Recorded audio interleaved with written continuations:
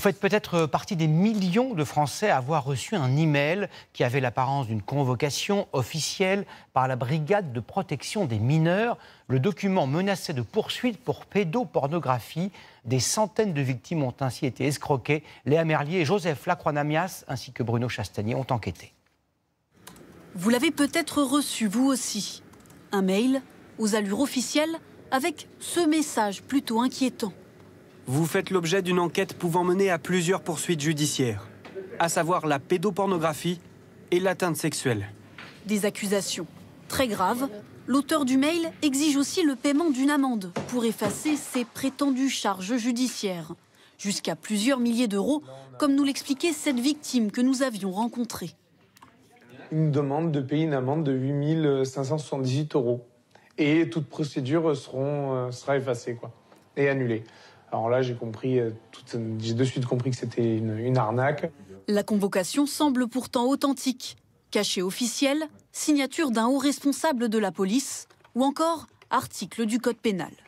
Sauf que tout est faux. Le ministère de la Justice, la gendarmerie, Europol, ça fait beaucoup. Faites attention aussi à l'adresse qui vous écrit. L'adresse qui vous écrit, si elle n'émane pas d'un service officiel, une adresse en .gouv.fr, je veux dire, il y a de fortes chances que vous soyez confronté à une arnaque. Mais l'arnaque fonctionne. Le préjudice s'élève déjà à plus d'1 million d'euros en France. Les cybercriminels menacent les destinataires de rendre publiques ces informations pour les faire céder. Les gens ont eu surtout beaucoup peur de l'erreur judiciaire. Quand on leur dit que ça va être publié dans les médias, que ça va être publié sur les réseaux sociaux et que leur nom va être jeté en pâture, beaucoup de gens s'interrogent sur ce qui pourrait devenir de leur vie sociale si elles étaient montrées du doigt comme étant des pédophiles. Derrière ce juteux business, des filières bien organisées sur lesquelles la police enquête depuis plusieurs mois. Les auteurs des faits sont basés à l'étranger, notamment en Afrique.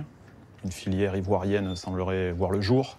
Donc pour travailler à l'étranger, c'est très compliqué. Des accords de coopération ou pas. Si aucune interpellation n'a encore eu lieu à l'étranger, des complices de ces réseaux en France ont été placés en garde à vue ces dernières semaines. Ils risquent jusqu'à 2 ans d'emprisonnement et 100 000 € d'amende. Retrouvez toute notre actualité sur videopolice.com, la chaîne YouTube d'Unité SGP Police.